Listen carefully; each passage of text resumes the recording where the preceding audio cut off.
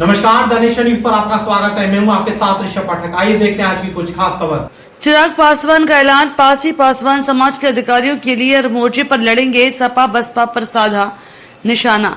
लोक जनशक्ति पार्टी रामविलास के राष्ट्रीय अध्यक्ष और केंद्रीय खाद्य प्रसंस्करण उद्योग मंत्री चिराग पासवान ने गुरुवार को कौशाम्बी के मूरतगंज में आयोजित वंचित समाज सम्मेलन में उत्तर प्रदेश की राजनीति को नया मोड़ देने का ऐलान किया। कहा कि उनके पिता स्वर्गीय रामविलास पासवान ने जिस दलित और शोषित समाज के समरसता और समानता के सपने को संजोया था, उस सपने को वे हर हाल में पूरा करेंगे।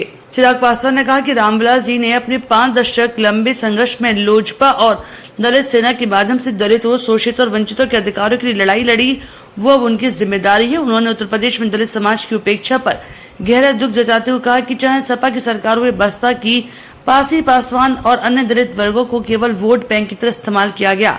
उनके साथ से छल हुआ, जबकि लोजपा रामविलास का मकसद इन वर्गों को समाज की मुख्यधारा में शामिल कराना है।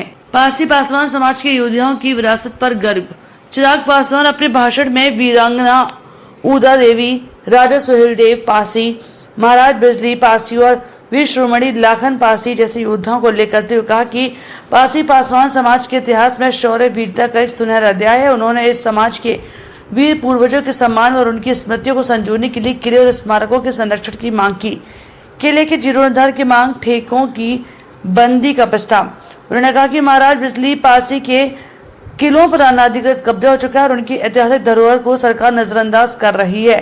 साथ ही पासवान ने पासी समाज के गांवों में खुले शराब के ठेकों को भी बंद करने का आह्वान किया। पासी पासवान गठजोड़ के लिए नई रणनीति। चिराग पासवान ने घोषणा की, उत्तर प्रदेश में पासी पासवान एवं दलित समाज एक सशक्त गठजोड़ तैयार किया जाएगा जो राज्य की राजनीति में निर्णायक भूमिका निभाएगा। आरक्षण और संविधान पर आघात नहीं सहेंगे। उन्होंने विपक्षी दलों पर तीखा हमला बोलते हुए कहा कि सपा, बसपा और कांग्रेस ने बार बार दलितों को डराने का काम किया। ये दल आरक्षण और संविधान को लेकर डर पैदा कर राजनीति का लाभ लेना चाहते हैं। उन्होंने दृढ़ता से कहा कि जब तक रामविलास पासवान का बेटा जिंदा है, तब तक आरक्षण और संविधान को कोई खतरा नहीं है। आगामी चुनावों में लोजपा रामविलास का बिगुल। चिराग पासवान ने अपनी पार्टी के आगामी विधानसभा चुनावों की तैयारी की भी झलक दी।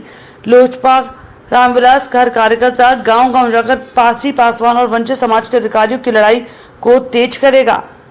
इस प्रकार चिराग पासवान ने अपने संबोधन में न सिर्फ दलित समाज के प्रति अपनी प्रतिबद्धता जताई, बल्कि उत्तर प्रदेश में आगामी चुनावों के लिए रणनीति का भी संकेत दिया। कौशाम्बी से धर्मेंद्र कुमार पांडे की रिपोर्ट। बच्चे बच्चियों को हर सुख सुविधा जब तक हमें अपने गांव में, अपने प्रखंड में, अपने जिले में जब तक मैं नहीं दिला दूंगा, तब तक मैं भी चैन की सांस नहीं लूंगा।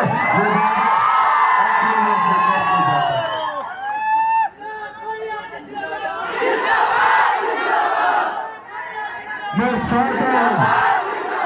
चाहता हूं कि जिस तरीके से भारत एक साथ आजाद हुआ, भारत के तमाम राज्य एक साथ आजाद हुए, पर कई भारत में चमचमाते शहर बने, विकसित राज्य बने, वहीं आज भी हम लोगों को शिक्षा के लिए, रोजगार के लिए दूसरे राज्यों में जाना पड़ता है।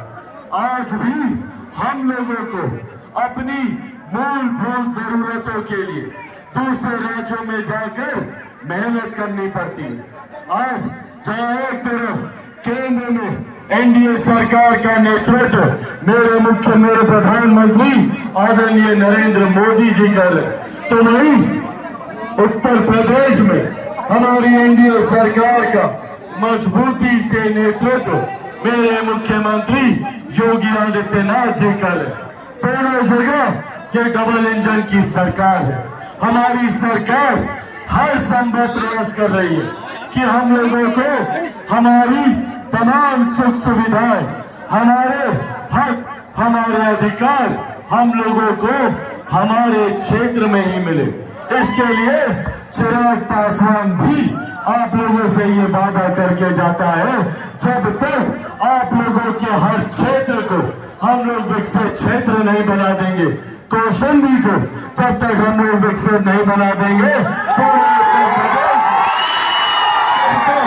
हम लोग विकसित नहीं बना देंगे, तब तक कि हम लोग भी चैन की सांस नहीं लेंगे।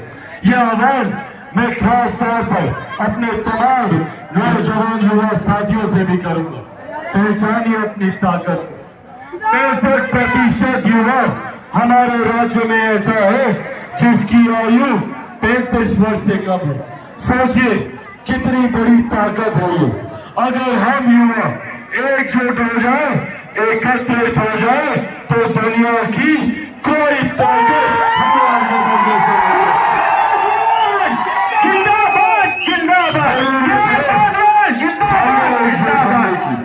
जरूरत है हमें एकत्रित होने की। साथियों, आज जब मैं यहाँ आप लोग के बीच मौजूद हूँ, एक बात और आप लोगों को कहना चाहता हूं। तमाम छोटी बड़ी खबरों को जानने के लिए जुड़े रहिए दानिश न्यूज पर, हरदम आपके साथ।